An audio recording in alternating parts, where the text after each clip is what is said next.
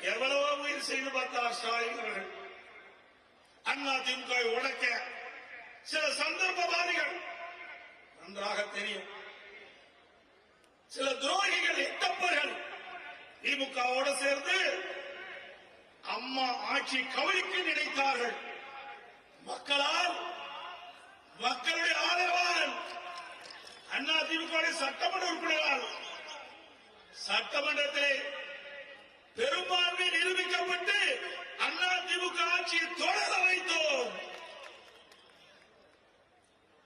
அப்பொழுது கூட ஸ்டாலின் பொறுக்க முடியாம சட்டை கிழிச்சிட்டு வெளியில போன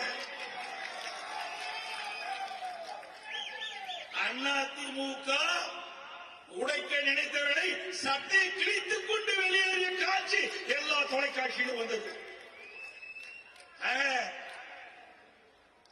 ஸ்டாலின் அவர்களே, அண்ணா திமுகவை ஒருபோதும் வீழ்த்த முடியாது.